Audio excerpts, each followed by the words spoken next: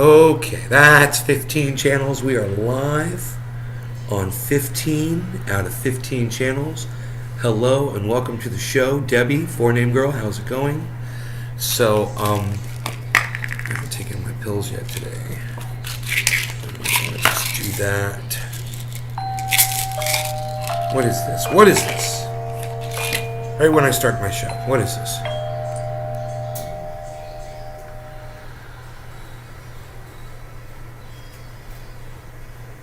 Oh.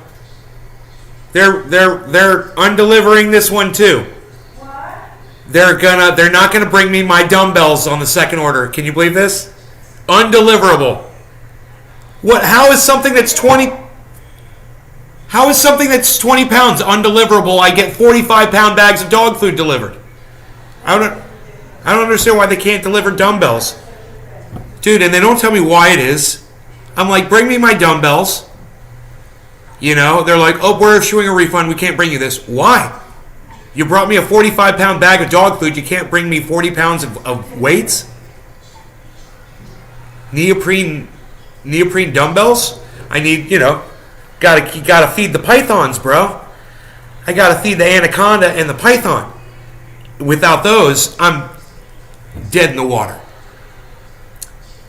Not very happy about that. I don't know. It's, just the call just came through just now as I started the show. It's not very happy about it, man. I want those dumbbells really bad. Man can't exist on push-ups alone. That's what I say. Anyhow, boy, oh boy, oh boy. My mother, I have to give her a commendation. I think she's coming along, and I have to just give her credit because there's a video that we're gonna watch right now from Jimmy Dore that exposes the war machine of the United States federal government.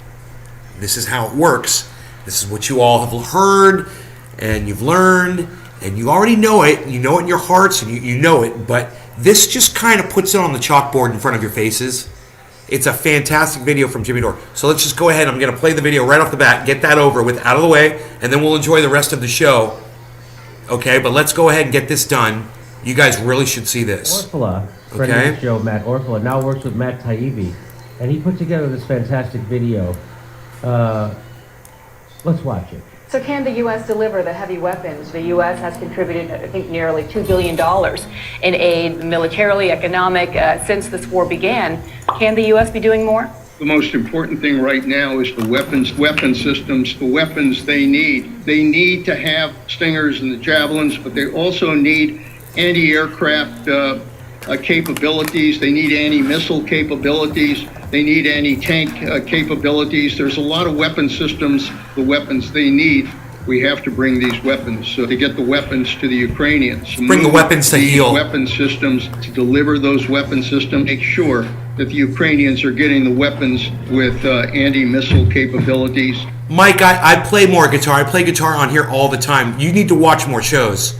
I do play guitar. I'll play guitar for you. Tell me what songs you want to hear while we're watching this, okay? Patriot missiles, the S-300s, the S-400s, weapon systems, additional aircraft, as many weapons as necessary to provide. Man, I like Mike Elliott. He's like my best friend now. He's like, play more guitar. I'm like, yeah, okay. Provided. Undisclosed conflict of interest. He works at a firm whose clients include Raytheon, the second largest military contractors in the world. There you go. Now it keeps going, so watch. We should arm the Ukrainians, providing weapons, providing supplies, fences to arm weapons with ammunition. We have to simply do more, to do something more. To do more, we will have to do more. More direct involvement of some kind will be inevitable. More arms, more and more pressure for us. Uses that word more a lot, doesn't he? It's almost like arms.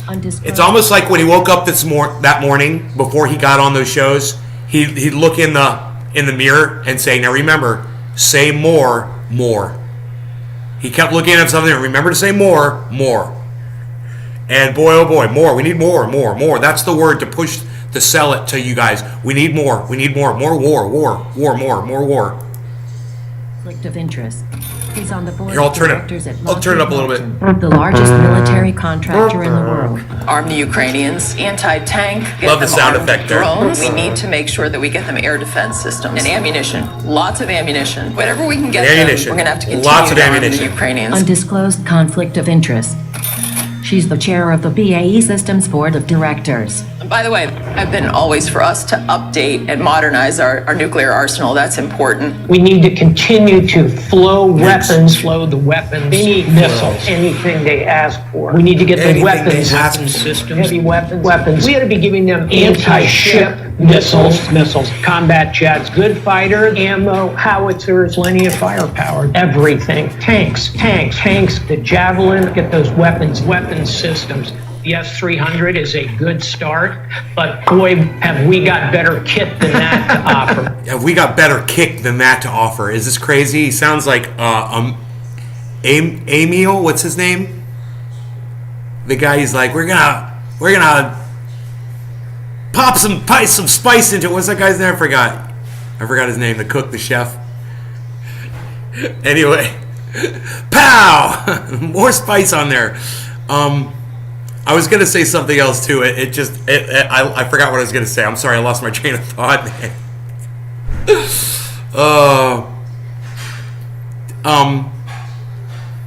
Anti-ship missiles.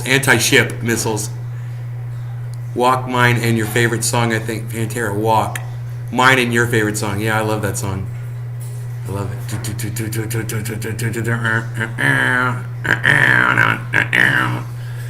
What pills am I taking, by the way? Or rather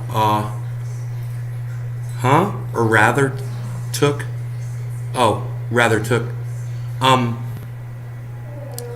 Why only 2 likes? Bent from some hemp. Thanks, Bent from some hemp.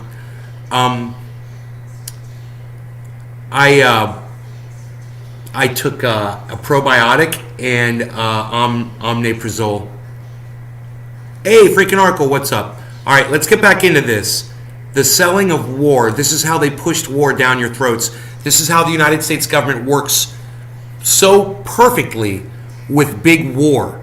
And I say big war, that's all these companies they're mentioning, Raytheon and Northrop Grumman and Lockheed Martin, and everybody that's making money off of this war, that puts faces on TV to talk to you, to explain to you why you need to keep arming these people. Okay? Now, this is what I was going to say. This was the train of thought that I lost. What good is sending all these arms to Ukraine when all the Ukrainians are getting killed? They're running out of soldiers to fire these missiles. So who exactly are the weapons for? They just want the money for the weapons, you know? They're running. People are literally just throwing their weapons down and surrendering over there. You know, and I don't think it matters how many weapons we send them if the soldiers aren't willing to fight.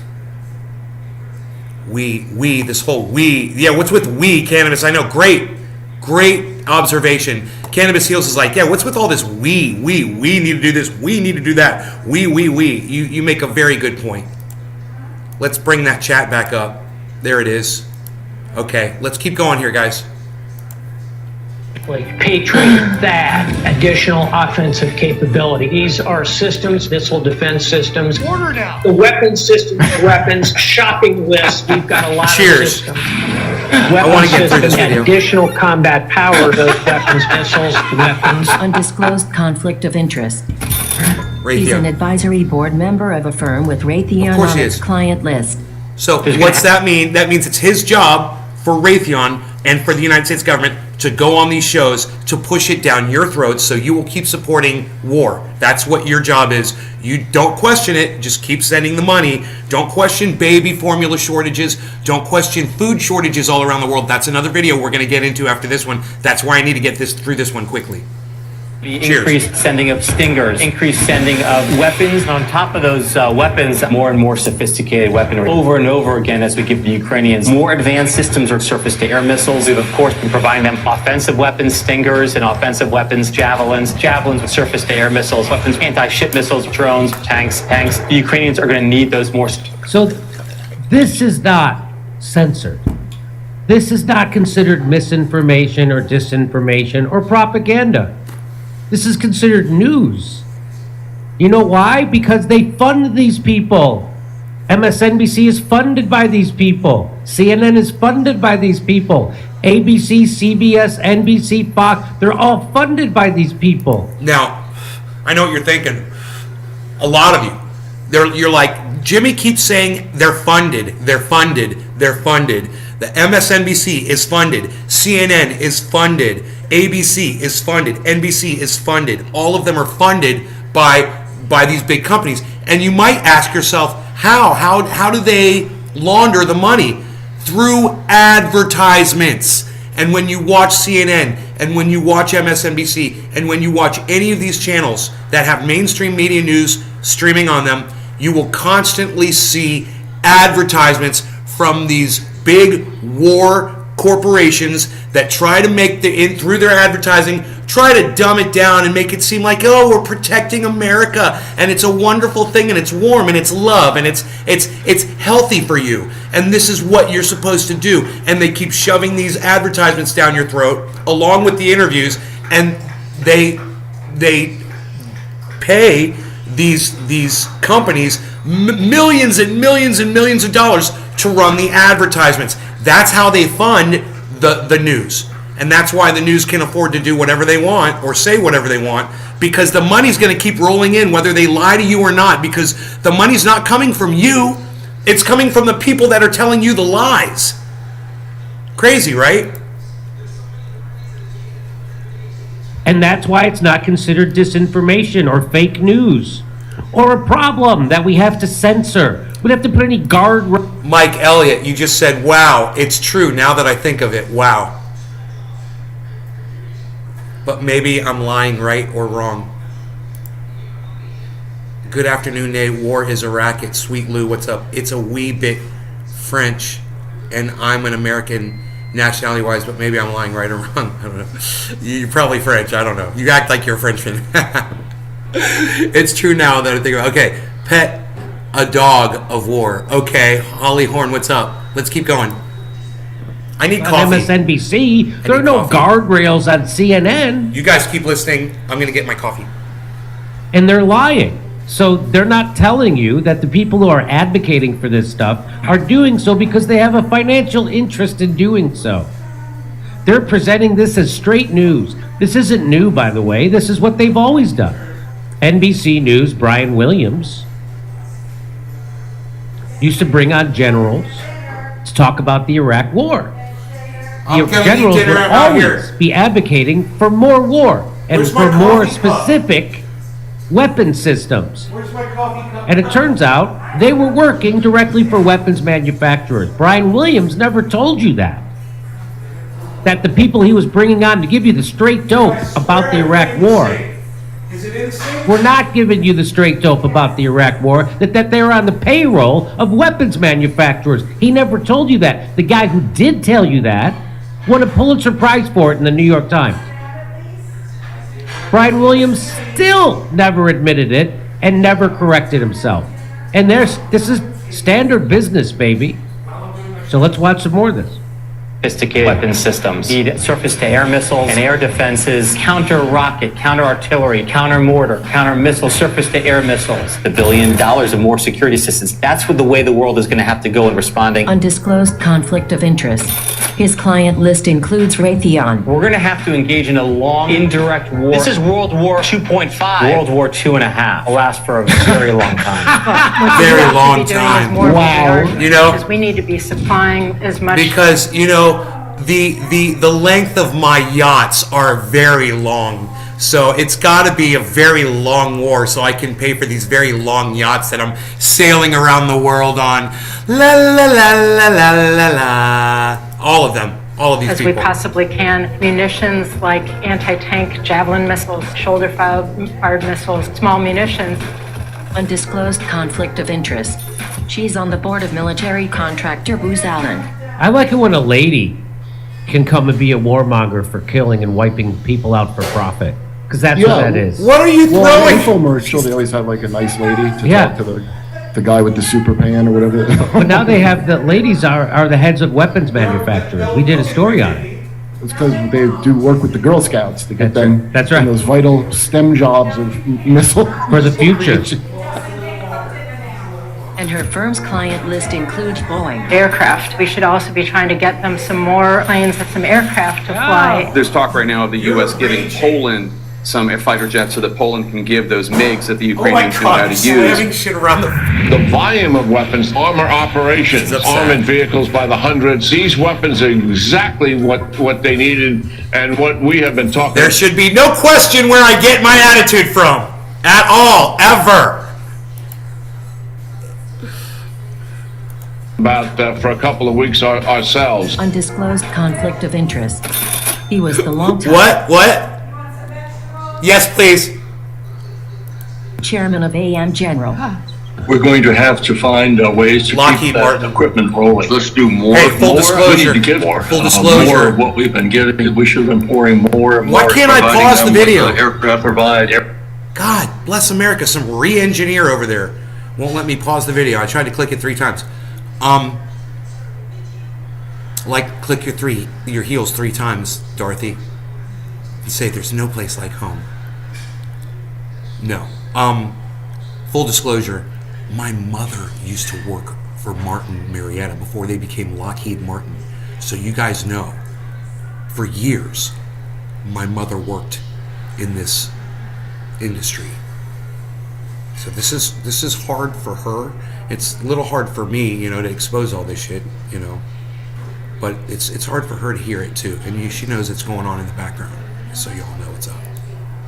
Have to provide long-range artillery. They need much more heavy weapons, more armor, more tanks, more everything. Anti-aircraft, more Stingers, more Javelin, anything. And they never bring on someone who's against these wars. Like him. Where is Aaron Mate? Where's Glenn Greenwald? Where's Jimmy Dore? Anybody telling the truth about that? Where's Jimmy Dore? Why do you got to go to Fox News? And that's okay. To get an because Jimmy Dore gets millions of views when he does these videos, and so that makes it okay. He does reach people. He's reaching you right now, right? Think about that. Anti-war message. You're hearing him. Why is that? I'm making Is sure. that weird? I think it's weird. We can provide them. I would They're stealing yachts. Anti-ship missile capability, surface. That's a hard word to spell, isn't it? Canada's Hills yacht. On the air defense systems that we have, and the Stinger missiles, the Javelin armed UAVs, deploy armed UAVs, unmanned aerial vehicles that are armed. More of that needs to be done. Start going on the offense. I would intensify and try to kill as many as I possibly can. Undisclosed conflict of interest. Lockheed. His client list includes Lockheed Martin, the largest military contractor in the world. Have you seen these new Tesla solar panels? That lowers power bills to 0 with barely I'm going to any grab my investment coffee. on I'll be your- right back. I want, I'm sure just like you, want to see as many weapons as possible. Yeah, I was just going to say, I couldn't agree with you more. Sending in the weapons, it's not going to be enough. Maybe it's time, as the commercial says, to send the very best. And start sending in U.S. weapons. Weapons that will be constantly coming their way. 1,000 missiles a day. Like, this isn't the end. We're going to keep this spigot open here and keep flowing arms. Many powerful weapons. And what I think we're settling into is going to be a long war. This isn't going to be a war that's measured in months, but likely years. This war will continue to go on. This war is something that will likely go on for months, if not years ahead. And Vladimir Putin would love nothing more than our attention to get diverted. So staying focused on this front and center is our obligation here in the media. Wow. I like they got the hot chick to say it, not over here. Holy shit. That was amazing work by Matt Orpla. Holy shit. So I don't watch the mainstream news anymore. I guess I should. Every night I would watch the mainstream news for at least 2 or 3 hours every day at some point. I used to when I had cable. A hard cable wire or whatever. I cut the cord, what they call it. I don't know. But once I got my floors redone, I never went back to watching TV. Because I had to disconnect all my cable and stuff. Woke, that was a couple listen. years ago. So I I don't know all about Tom McDonald, okay? I'd have to listen to his lyrics to give you my personal take on where he's coming from, because I don't know. So I'm not going to sit here and promote the guy, because I know my buddy Dino is a big fan of that guy's. There's a big fat guy with the tattoos all over his face, right? Talented guy, definitely. But I'm not necessarily sure about his content, because I've never listened to his music. So I've just, I would have to have that before I sit here and talk about Tom McDonald on the show. I'd have to listen to him, and I'd have to hear what his message basically is.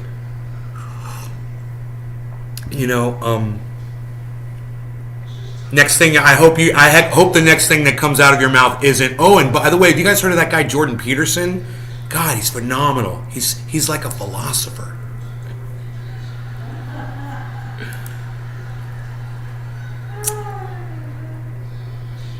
Okay.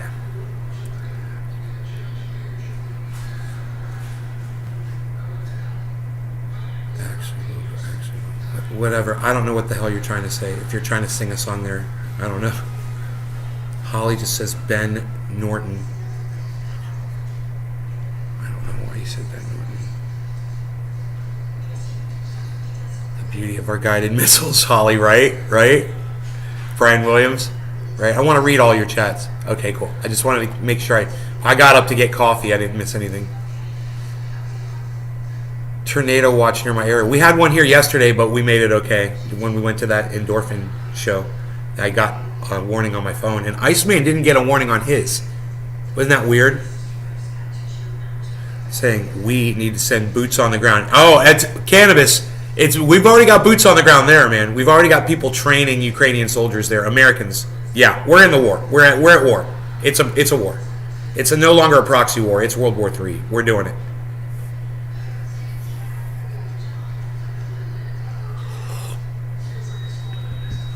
And there's countries that are taking the side of Russia, too, if you guys aren't aware of that. Those sanctions affected a bunch of people negatively. If he hasn't, hopefully, investigating white slavery. Hopefully, investigating white slavery. I don't know. Ben, I'm sorry, I don't know what you're talking about. It's on YouTube, the video titled Investigating White Slavery. Okay, I still don't know what you're talking about. Jordan Peterson's opinions on monogamy. Interesting. Jordan Peters' opinions on monogamy. Wait. Who was this person that was mentioning Tom McDonald? It's the same guy. And then you mentioned... then you went to Jordan Peterson, dude? No, dude. Tell me you heard me say Jordan Peterson and then you mentioned Jordan Peterson, bro, and I did not call that shit. Oh my God, bro. I was like, next thing you're going to do is you're going to be telling me about what a great philosopher Jordan Peterson is.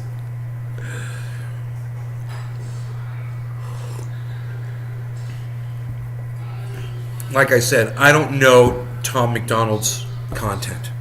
I just know he's a rapper. He's a singer. My friend Dino loves him.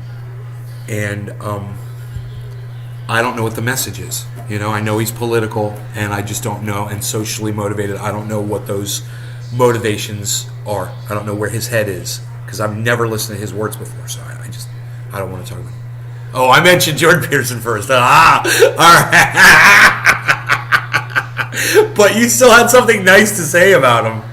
You were like, Jordan Peterson's, what did you say? Jordan Peterson's stuff on relationships is interesting, on monogamy. Jordan Peterson's opinions on monogamy, interesting. That's you, buddy. You totally said that. It's right there. It's totally right there. I'm wearing it on my proudly. I'm wearing it proudly on my t-shirt, bro. This is a quote from you. Jordan Peterson's opinions on monogamy, interesting. Quoteth you. You didn't have to do that. I would have come and gotten it. Thank you. And I'm sure it will be perfect. Thanks. my healthy dinner tonight. I had a big lunch with spaghetti, and I had a chicken marsala with mushroom sauce all over it. It was so good. So I'm like, I don't want much. I'll just have the potato and the mixed vegetables for dinner tonight. What do you guys think? Nice, huh? Rogan, is your ear okay, buddy?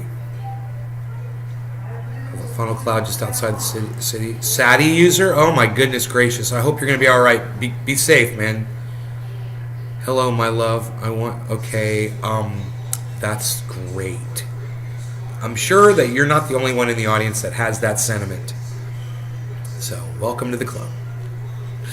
What can I say? I'm beautiful. I heard the black Jordan Peterson died. Who is the black Jordan Peterson? I would guess that the black Jordan Peterson would be Jesse Lee Peterson. Dude, don't tell me Jesse Lee Peterson died. I think almost everybody is controlled. Opposition maybe even unknowingly controlled.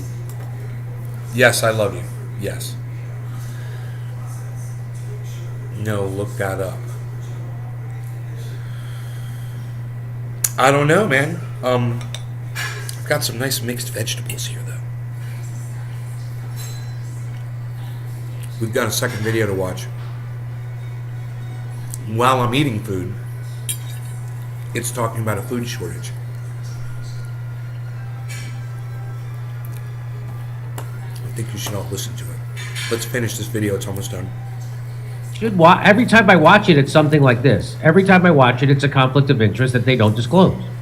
They'll bring on someone to tell you the truth about what's happening in this new war or whatever, but they don't tell you the person is working for a defense company. Mom, the potato's perfect. Thank you. Contractor. That's not news. That's called propaganda, and that's what the news does. That's why we have a show that has over 1 million subscribers. The Facebook thing doesn't even, that's why the Facebook thing didn't really even register with me as a big deal, because it's so quaint compared to seeing this. It is, right? It is quaint compared to this. Hey, I'm on tour. Come see me in Irvine, California. Okay, here comes the second video. This is, oh man. This is our friend Guy from Coin Bureau.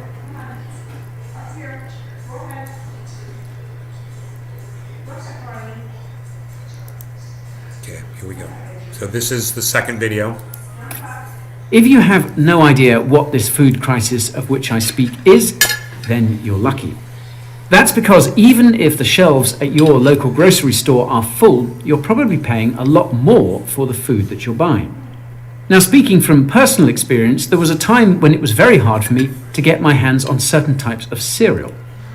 After doing some research, it appears as if there were many people around the world in similar situations. Here in the UK, we recently saw headlines about a potential chicken shortage. In other parts of the world, sunflower oil is in short supply. Corn has also become a hot commodity as people scramble to buy it before stockpiles dwindle. Diesel. Any of you folks fans of cheesecake or cheese and bagels? Well, earlier this year there was a pretty big shortage of cream cheese in the US. This was because of a broader shortage of dairy products. But guilty pleasures like cheesecake can't compare with some of the other shortages that appear to be impacting the most vulnerable. See all the stories about baby formula shortages in the US. It seems as if this particular squeeze has been going on for almost 2 months. Of course, there are many more shortages out there that I shan't go over here, but you get the picture. Numerous global agencies are chiming in on the food crisis, with the G7 saying that we could face widespread shortages in 2023.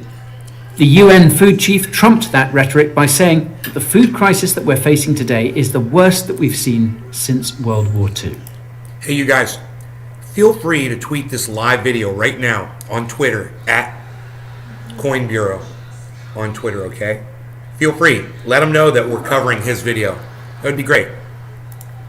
Now, of course, the precursor to shortages tweet it is, at all of kinds course, of people, too. skyrocketing prices, and these are happening across the board. The US has seen double-digit price increases of items such as ground beef, bacon, eggs, oranges, fish, coffee, pork, milk, and butter, and so on and so on. In fact, if we were to look at the Food Inflation Index from the Bureau of Labor Statistics, we can see that in April, food prices were up 9.4% over the last year. That's the highest the index has been in months, and is one of the primary drivers behind the broader inflation that we're seeing. Over in Europe, things aren't looking much better.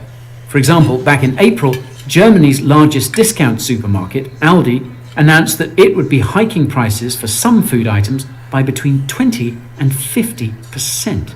Just think about that. Things aren't expected to get better anytime soon. According to the World Bank, food prices are expected to soar by almost 23% this year globally. Moreover, once we get past the stage of exorbitant food prices, we start moving into the territory of severe and acute shortages. Shortages that either force people to adapt and find alternatives, or, in the worst case scenario, go hungry. Now, the reason why this is such a troubling scenario is because the concept of food shortages is almost unheard of in this day and age, at least in richer countries. We have always taken certain things for granted, and the stability of our food supply chains is one of those things. So, how the hell did we get here? Well, there are a number of reasons. The sad reality is that global food security has been a concern for more than a year. Ever since supply chains were thrown completely out of whack by the pandemic, food shortages have become a reality. Even last year, there were many countries that appeared to be in a precarious position in regards to food. This was detailed in the latest food security report, which was completed in March this year. I'll leave a link to it in the description. Indeed, ever since 2020, the prices of food commodities such as wheat, sunflower oil, soybeans, etc. have been steadily creeping up. This meant that earlier this year, food prices were already at some of the highest levels that they had ever been. For example, in 2021, we saw a 28% increase in the price of food, according to the Food and Agriculture Organization's Food Price Index. Food security seems also to have spooked the leader of the nation with the most mouths to feed. That's because late last year, Xi Jinping put the focus on food security as a top priority. Perhaps he knew something the rest of us didn't. Either way, the whole question of food security took on a completely new meaning with Russia's invasion of Ukraine back in February. With that invasion, the entire dynamic of the global food supply chain changed. That's because Ukraine is considered to be one of the most important breadbaskets in the world and the most important food producer in Europe. Its land is incredibly fertile, and prior to the invasion, I didn't know that. Mom, did you know that Ukraine's one of the largest food producers in Europe? Food. Yeah. Flowers. Yeah. I didn't know that. It makes a lot of sense now. exported 42% of the world's sunflower oil, 9% of its wheat, almost 10% of its barley, and 16% of its maize. That gives what Any disruption that gives to the Ukraine a lot exports more of value. such a large food producer is of course going to cause a massive supply shock throughout the world, and that shock is what we're now beginning to feel. It's pretty hard to farm when you have artillery shells flying over your head and all your workers have joined the army. That's why there was such a massive fall in the amounts of these commodities being farmed post-invasion. That shell didn't explode. Not only that, but given that Russia They has got lucky with that embargoed one. the Ukrainian ports on the Black Sea, the grain that was being produced can't be exported. For example, given that the merchant fleet is unable to leave Odessa, grain has begun to pile up in storage in Ukraine. By some estimates, there could be as much as 25 million tons of grain sitting in stockpiles and at risk of rotting, a dire situation. So, that's Ukraine. But Russia is also a really large soft commodity exporter. It exports 21% of the world's sunflower oil. Isn't it interesting that the Russian flag is red, white, and blue as well? It's almost like they're playing for the same team, you know? 15% of its wheat and almost 10% of its barley. Although Russia's farmlands have not been damaged by conflict, exports of these goods have been restricted, partly because of, and in retaliation against, Western sanctions, and partly to secure Russia's own food supply. So, what you effectively have is a situation where over 64% of the world's supply of sunflower oil is at risk of serious disruption, along with 23% of its wheat and 20% of its barley. To give you an idea of just how much that is in the global food tables, analysis by a senior research fellow at the International Food Policy Institute estimates that Russia and Ukraine account for 12% of the global calories that the world trades. Crazy, right? I should also add that the invasion has had an additional impact here on the cost of these end products. It's not just that there's likely to be less supply, but those commodities which are exported will command a much higher price. That's because of the added costs of extraction and transport, higher fuel prices. So if things appear dire, that's because they are, and unfortunately they're only likely to get worse. Firstly, even if the war in Ukraine was to end tomorrow, the damage for this year has already been done. That's because goods take their time to move through global supply chains, and given how slow those are, the impacts are likely to be felt all the way till the end of the year. On top of that, the most arable parts of Ukraine are in the east of the country, which happens to be where most of the fighting is taking place. Crazy, right? Arable land is being destroyed, either by the conflict or by Russia's scorched earth policy. Stories abound of farms being stripped of their equipment and landmines being buried in the field. Mom, the war is destroying all the crops for Europe. It's going to start a massive food shortage all around the world. Part of the master plan, bro. According to the chief executive. You know, our leaders know this. Everyone knows this. It's not a secret. It's crazy that we're engaging in this war with this knowledge, knowing what we're bringing upon ourselves. Ukraine's largest farming companies, they've been unable to plant corn and sunflowers on 30,000 hectares thanks to mines and unexploded shells. You only need to extrapolate this out to all the farmland in the east, and you get an idea of the magnitude of the problem. All homes had gardens 50 years ago. How long it could take before this land can be used again, and how long before. My father grew up on a farm, and they were able to produce their own food, you know. Could be harvested. The Ukrainian government predicts 25% less land will be planted this spring than usual. And there are many who think that these are some really optimistic estimates. So that's the grim reality of the war on the ground. But even if Ukraine manages to start some of the harvesting again, it could still have to contend with a Russian embargo of its Black Sea ports. This could be seen as retribution by Putin, it's and like his recent actions tell us anything, they won't let you distribute it to settle scores. Yes, there are attempts afoot to move this grain through other modes of transport, like rail. Because America and the Biden administration thought it was such a great idea to pass sanctions. And so Russia was like, well, we can do that too. This is what we bring upon ourselves with our great ideas.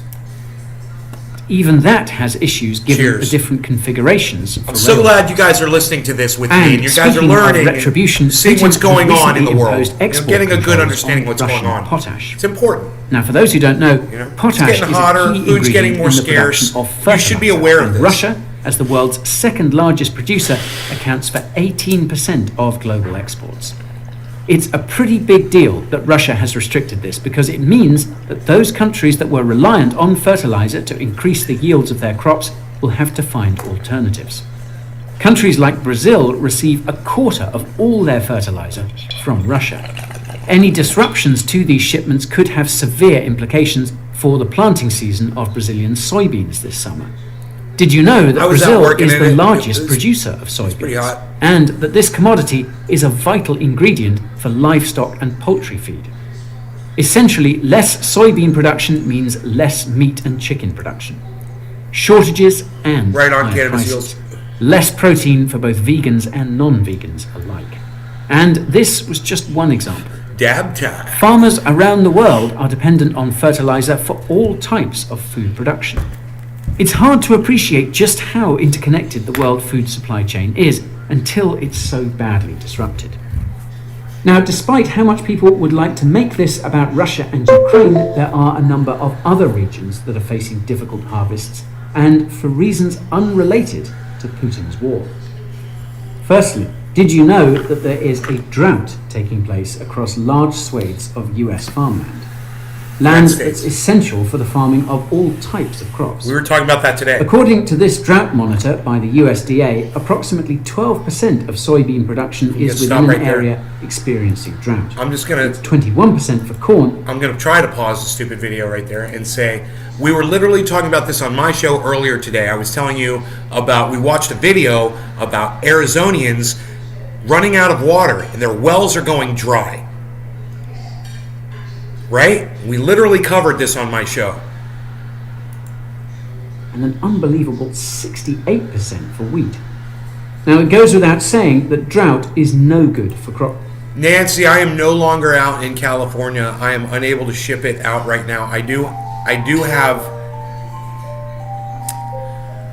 a friend out there who was able to ship some out for me, but it's not like I can just call her and boom, she's going to run out there and do it. So the website is shut down right now. What I recommend you do, Nancy, is you watch the show more often. I could give you tips on how to make it yourself. And also, if I am ever able to distribute it again, I figure that out. You'll hear about it first here on the show, guaranteed. So, I am no longer in California. I don't have access to THC oil. So until I get access to THC oil, I am not able to make my triage oil and ship it out. Now, I've got plenty of it in California. It's just getting it to you. Thank you for the title and concept of the video. You're welcome. We're going to keep talking about this, my brother. Here, keep listening. In states like Kansas, top wheat producing state, experts are predicting that output will fall well below the 5-year average. This will of course mean less supply and higher prices. On top of these droughts in the Midwestern US, you also have the sorry twist of flooding in other parts of the country, a pretty painful irony if you ask me. In states like Minnesota and the Dakotas, excessive rains have led to a late planting of wheat in the regions. Late planting implies less than optimal conditions for yielding the most wheat. In places like North Dakota, only 8% of wheat has been seeded. This compares to a full 2/3 at this time last year. Of course, these same drought and flooding fears were also playing out across the border in the prairie fields of Canada. Quite simply, North America is being battered by unseasonal weather patterns that just couldn't have come at a worse time. But let's now move halfway across the world to another country that's facing muted production, and that is China. Now, if you'll recall, I mentioned that food security was one of Xi Jinping's main concerns. Right. Well, last year, China had record-breaking floods, which have created, quote, big difficulties for food production. That's because these rains have damaged about 30 million acres of crops across the country.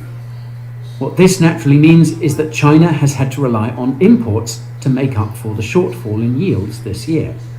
But perhaps the biggest risk to China's food supply in the short to medium term has been its response to the latest COVID outbreaks. As you'll no doubt know, China has held tight with its zero COVID policy, which has had unbelievable impacts on its economy and the global supply chain. I talked about this in much greater detail in my video about supply chains, which I'll leave in the description for you.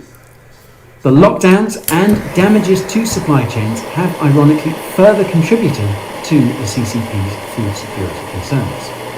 These lockdowns have led to severe shortages of labour, Oh, you watch every show, Nancy? Great, According thank to you. official data, more than a third of farmers in 3 northern provinces have insufficient agricultural inputs after authorities sealed off villages in response to COVID. These 3 provinces account for more than 20% of China's grain production. Another province that's had its farming supply severely curtailed is Jilin. According to the provincial government, about 1/3 of farmers in the region did not have enough fertilizer at the end of March. This was just before they were supposed to begin their planting. I'll link to this FT article below, which can give you a lot more detail on how bad the food crisis could become in China. The fact is that China seems to have risked mass starvation for the unattainable goal of zero COVID. And if you ask residents of Shanghai, I'm sure they could attest to that. Okay, so that's a bit of an overview of the current situation that we find ourselves in. I'm sure there are many other regions that are struggling with their food production, and I don't have the time to go over them all here. But the point is that all this has created a highly volatile situation for global food supplies. And this can have much more severe impacts than just hunger. Firstly, it's worth pointing out that food security is leading to a massive reversal of trade and globalization.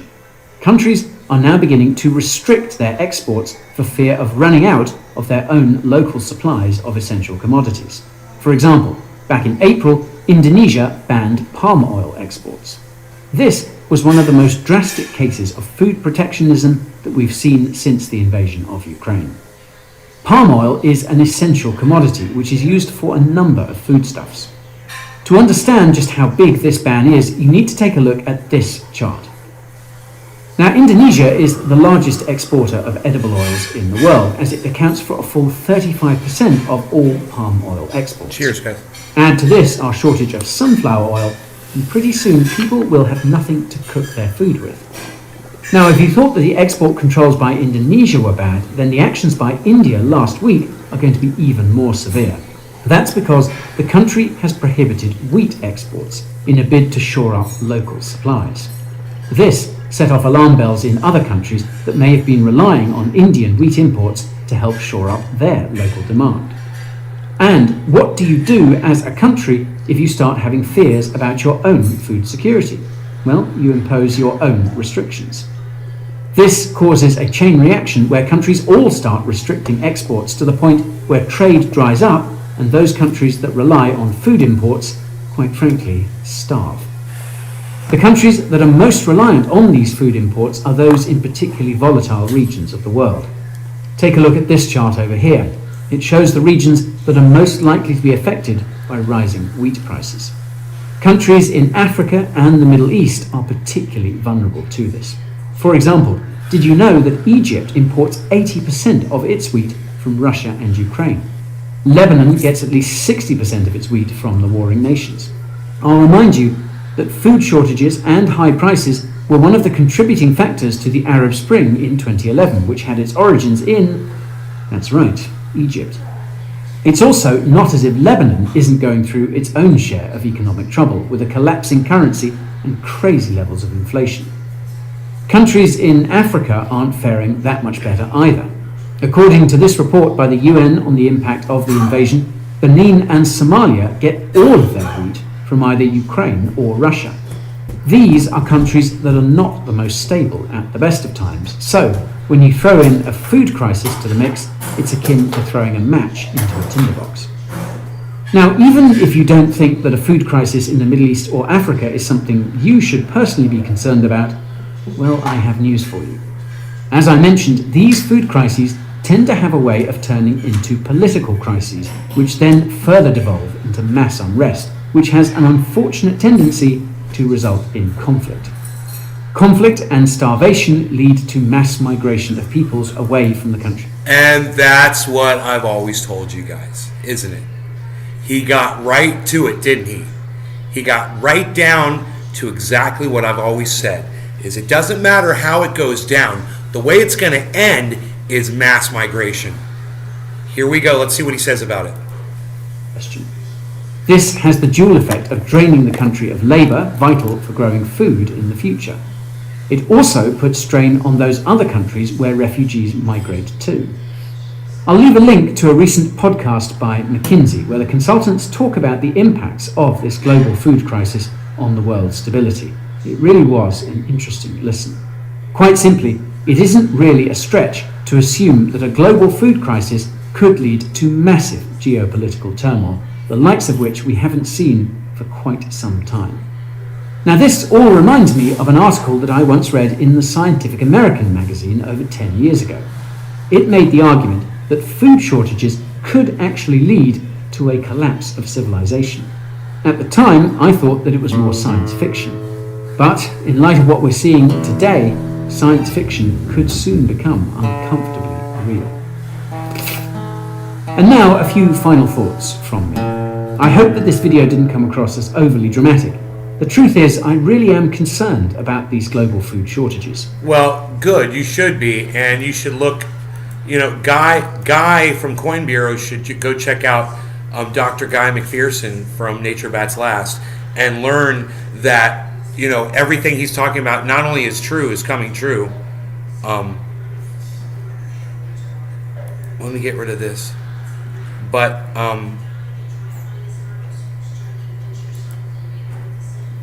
it's a lot worse than he thinks it is. It's going to happen a lot faster than he thinks it is.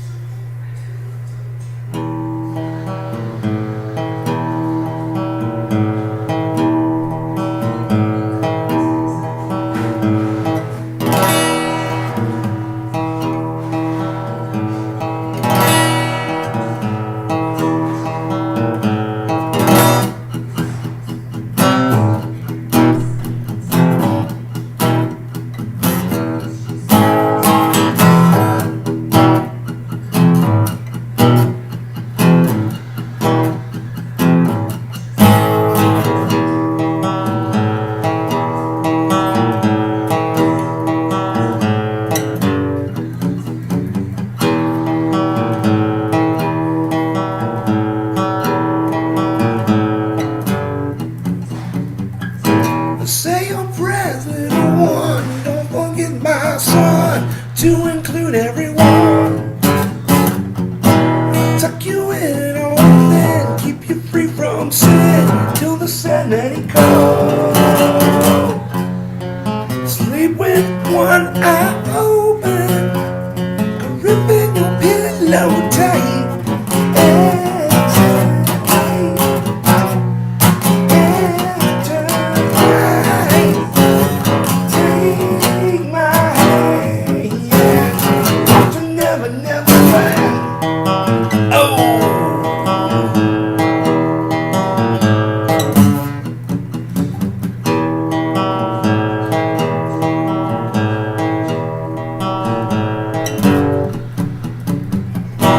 Something's wrong, something light, having thoughts tonight, and they honest no white. Dreams of war, dreams of fight, dreams of dragons fly, and the things that will pay. Sleep with one eye open, gripping your pillow tight.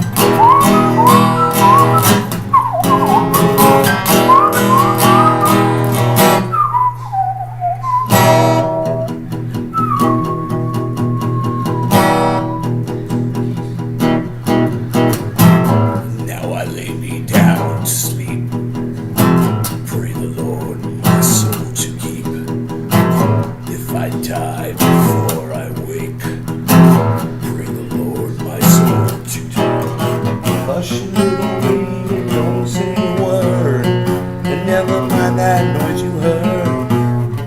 It's just a beast under your bed, in your closet, in your head. It's a line.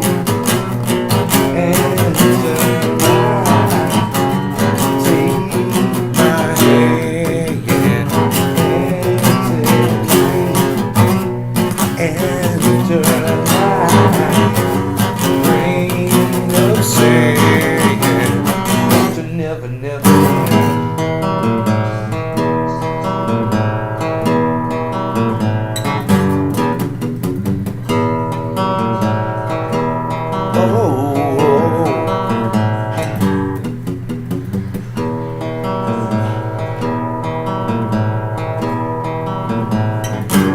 Never, never land, take my hand.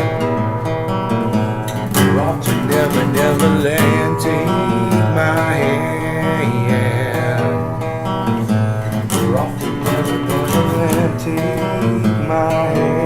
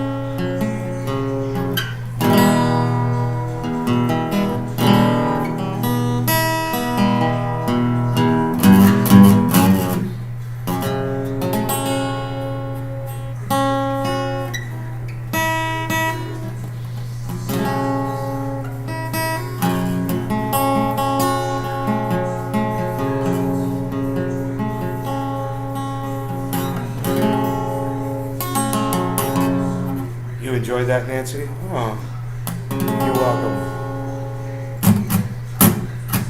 Taking away moments that make up a dull day.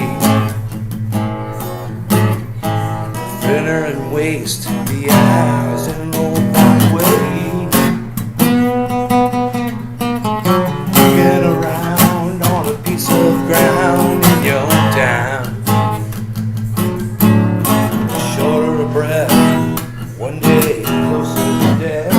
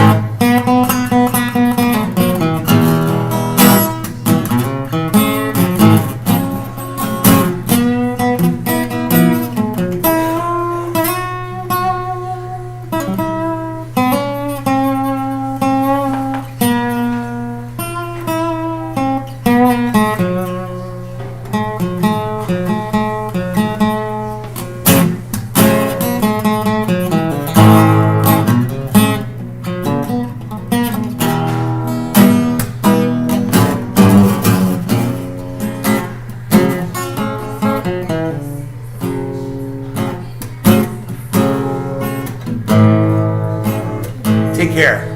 Thank you.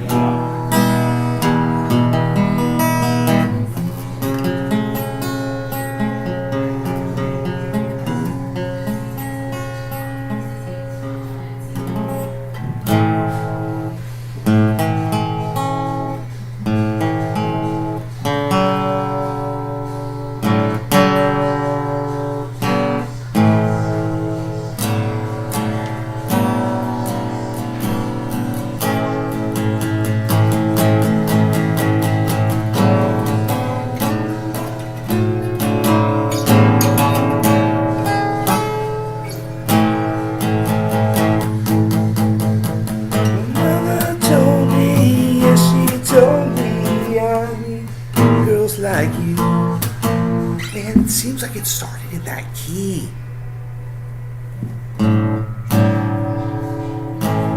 I guess it did.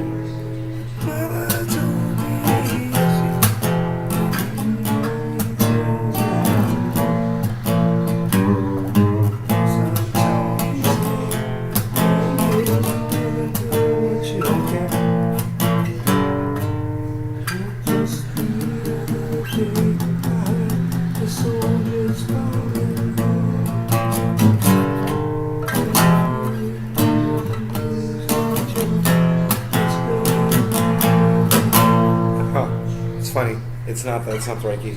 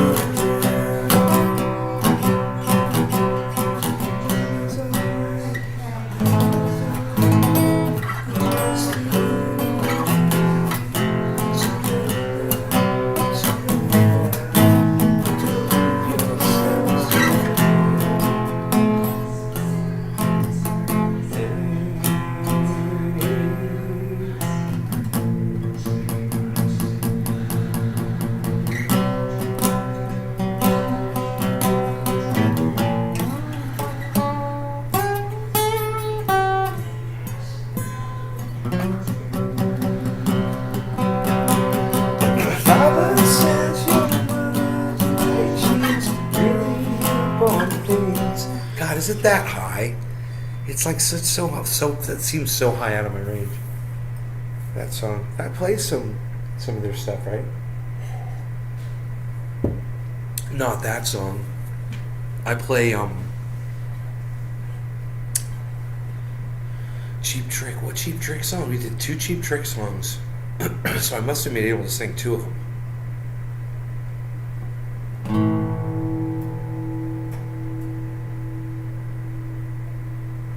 Huh. Isn't that funny?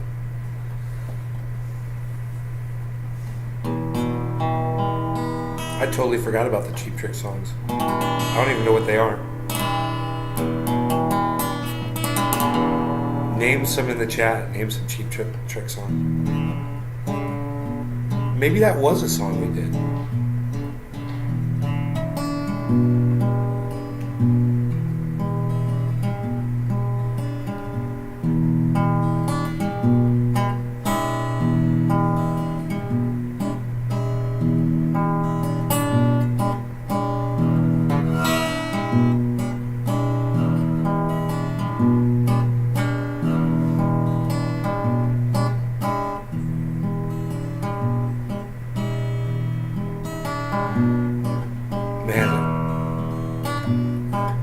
To a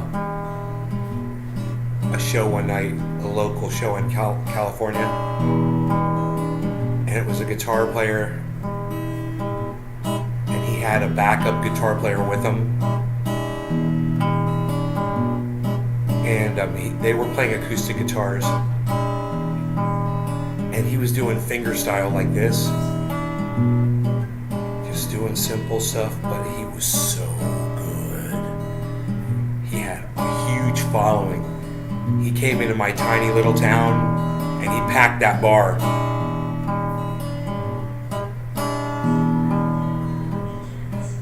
And it was great.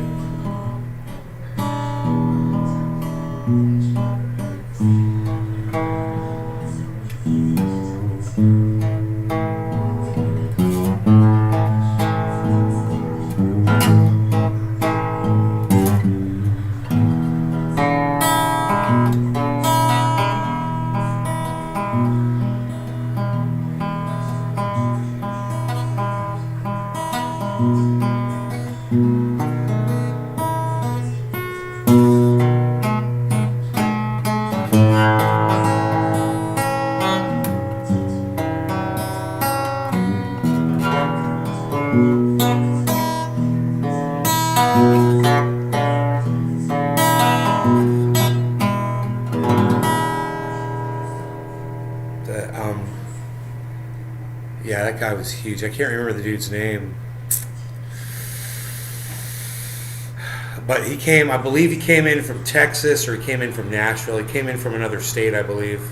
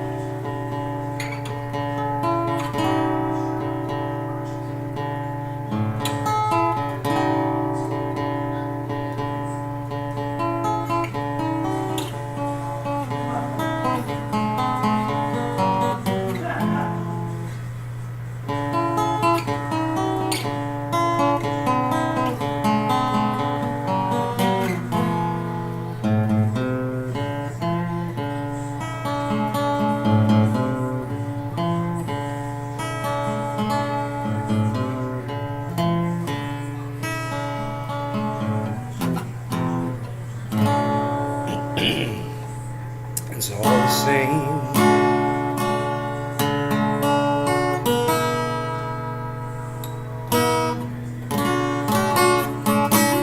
Only the names have changed, and every day seems well used to wait. I know a place where the faces are so cold. Drive all night just to get back home.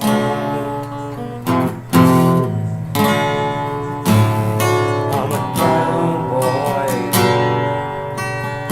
on a steel horse I ride. Wanted, wanted for life.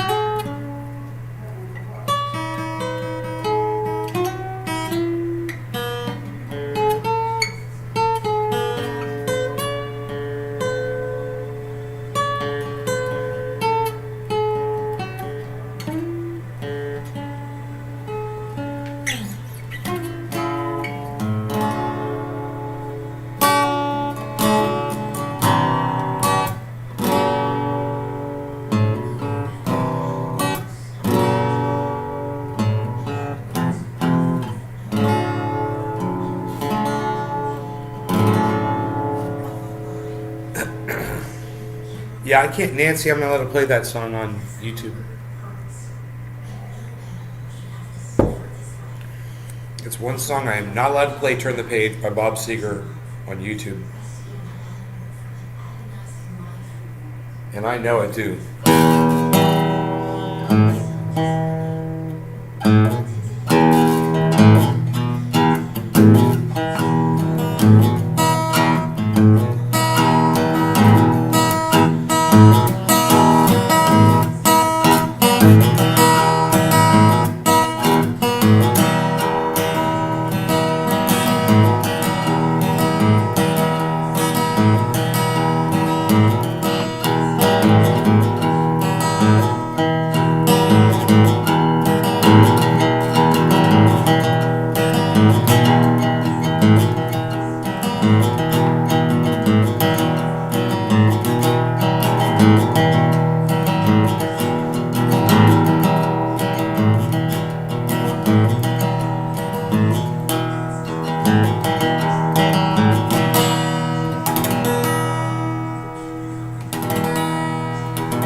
Yeah, I know it really good. I know that song really good. There are songs I can't play them.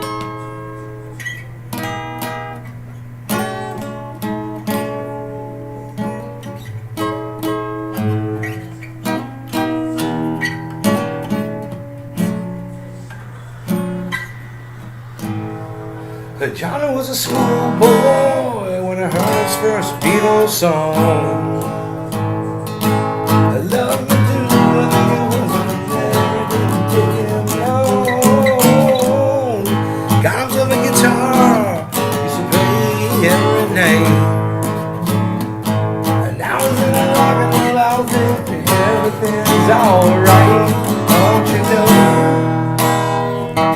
Don't you know? John told Mama, hey Mama, Mama's gonna be pissed. Going to big time, won't be a big star someday. Yeah. His Mama came through the door with a teardrop in her eye. John said, don't cry, Mama, smile and wave goodbye.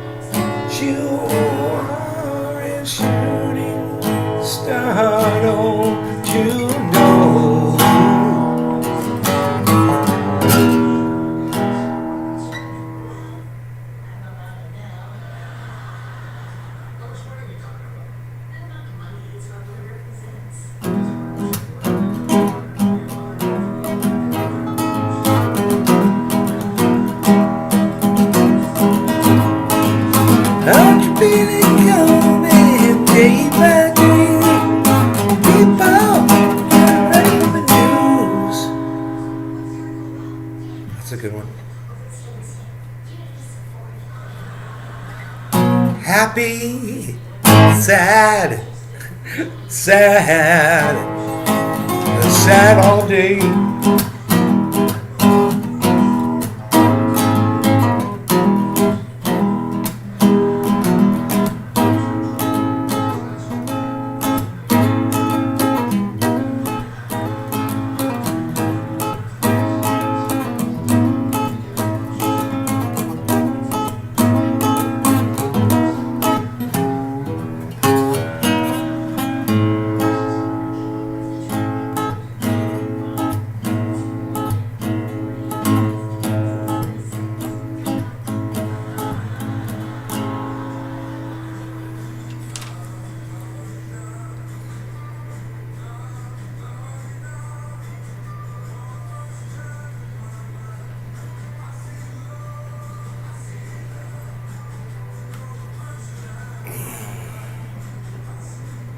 God, Mom's still watching that show.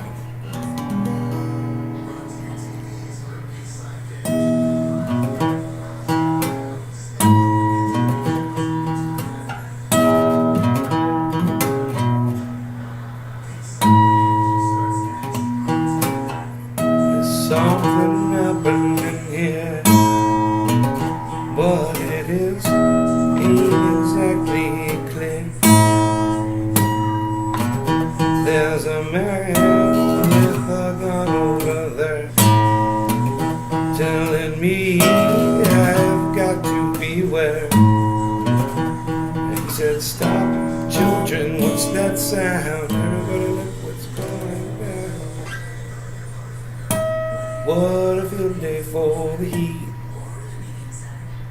1,000 people in the street, singing songs and carrying signs, mostly saying rainbow outside. And they said, stop, children, what's that sound? Everybody look what's going down. It's going down, stop, hey, what's that sound? Everybody look what's going down.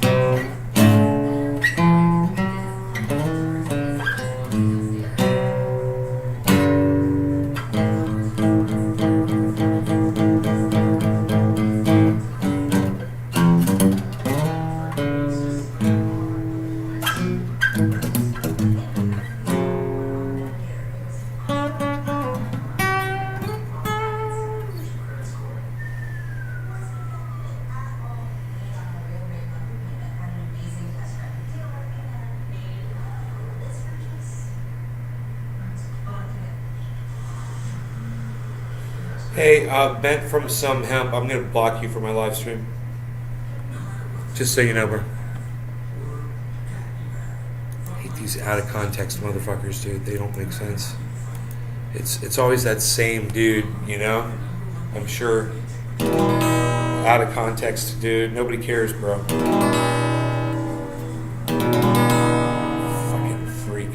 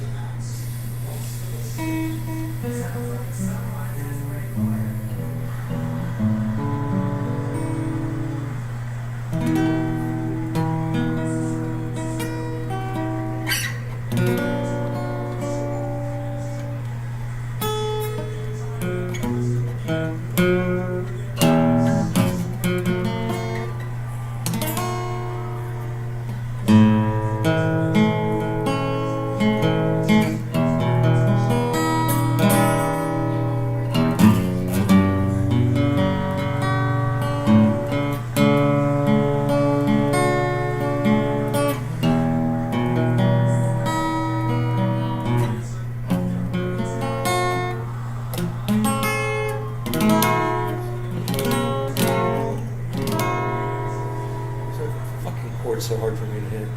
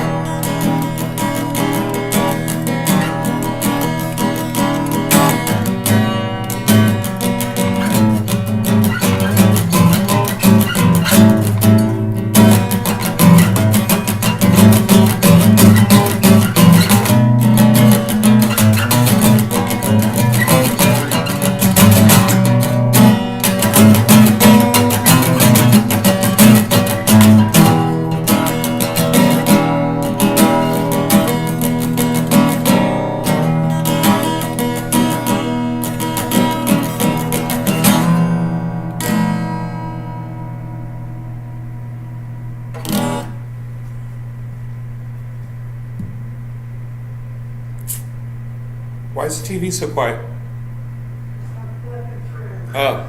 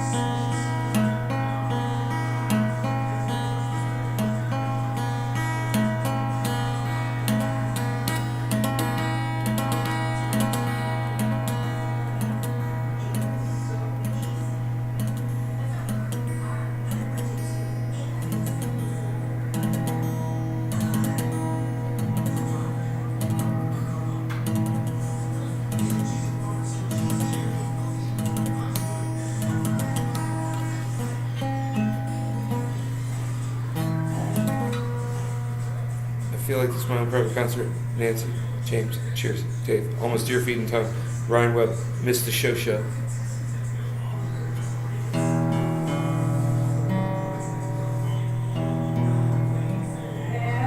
Yeah. Where did Jamie leave his pails? Right by the side of the garage there, where that little sidewalk is. It comes into that little third door. Okay.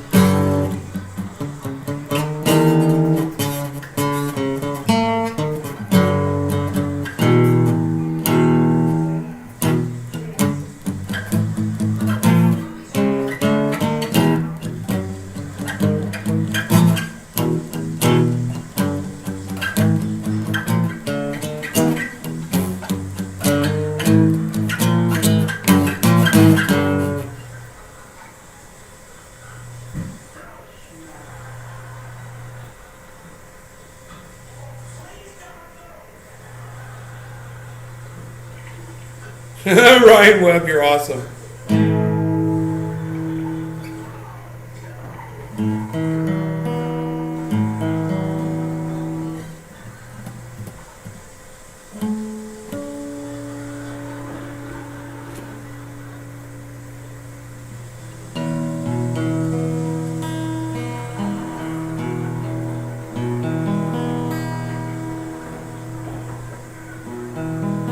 By the Allman Brothers.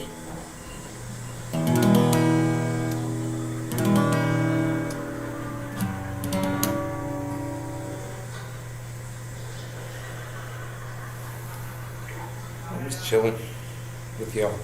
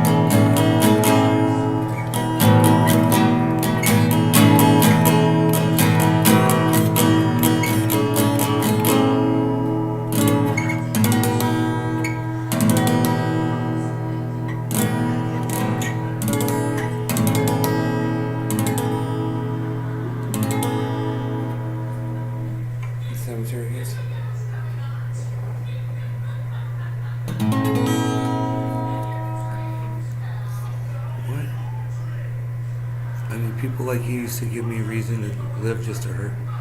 Wow, dude. That's crazy, right?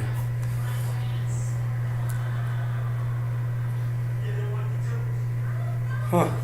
Looks like I banned the right person, huh? That's funny.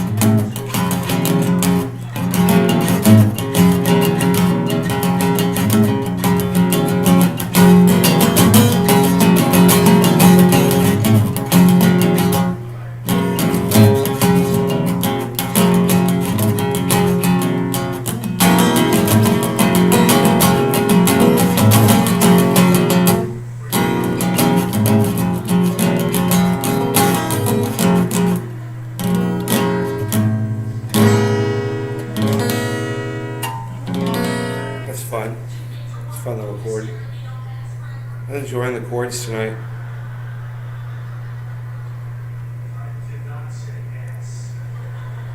I really have been enjoying the chords.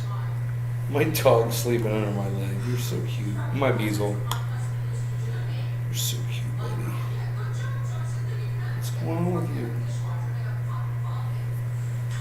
What's going on with you, bees? What's going on with you, bees? What's going on with you, bees?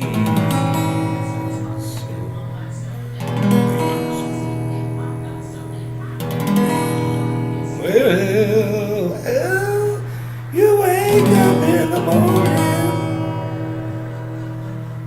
you hear the work bell ring, and then they march you to the table. You see the same old thing.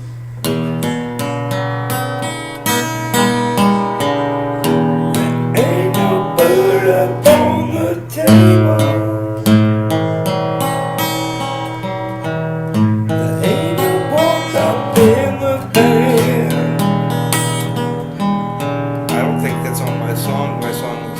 But you better not complain, boy. You get in trouble with the bed. Welcome to that special. It shines light on me. It's a midnight special. It shines light on me. Let the midnight special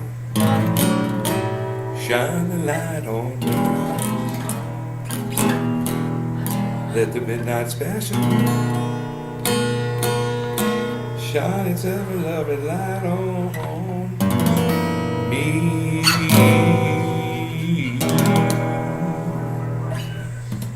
Let the midnight special.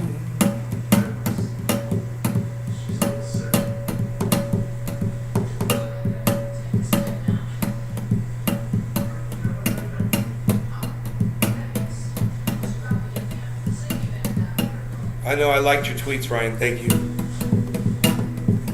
Make sure you guys follow each other and like each other's tweets and retweet each other's tweets. Help each other out over there.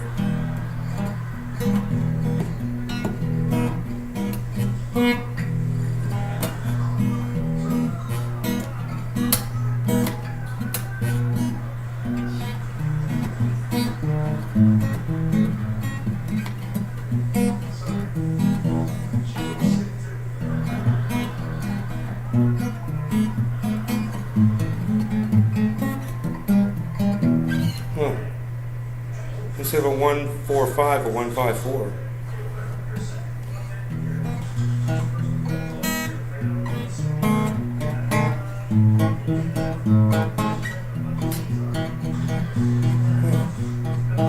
Interesting. Interesting turn of events there. Anywho, I'm sure someone's done that before. What would that sound like?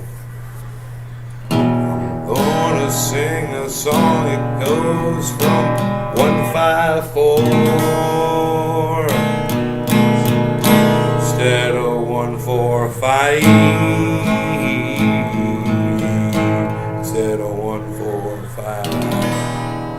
I'm going to 154 instead of 145. I'm going to 154. 154. It kind of reminds me of of Yellow Ledbetter.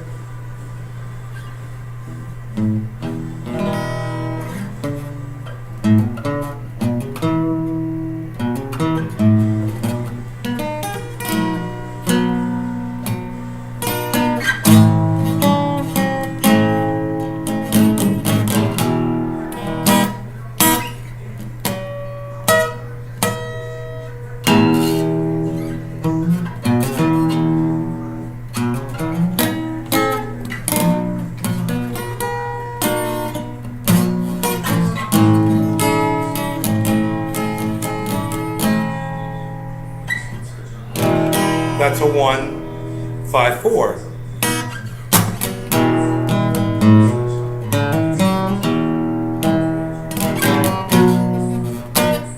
5, and now the 4. It's funny, I figured that out in my head. I was like, there is a 154 song. It's Yellow Ledbetter. It's Little Wing, I guess. Little Wing.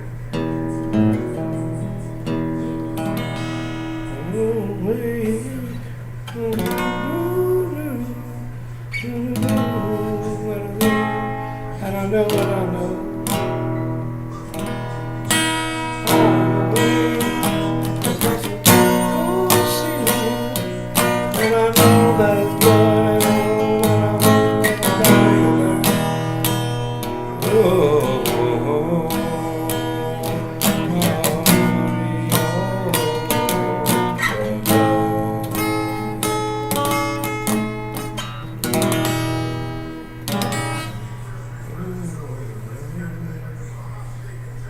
Good song. 154, right? Is it 145? Because 145 is like that. 145, I guess. I don't know.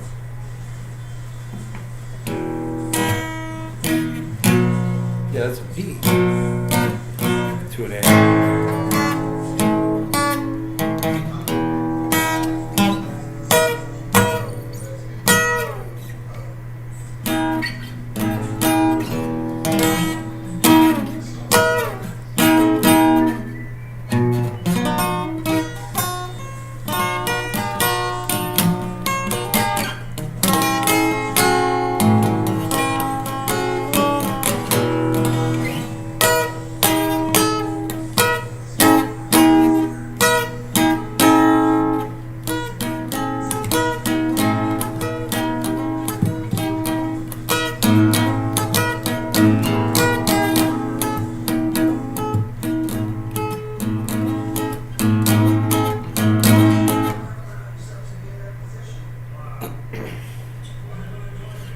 Does my head in how you can have a person with a dog with a comb in its coat and it gets hundreds of likes. Shows what it's coming to now. I'm not a robot, dude. What's up? Just 11 people watching our proper Trinidad Divers. Yeah. I'm just fucking with you. I don't care.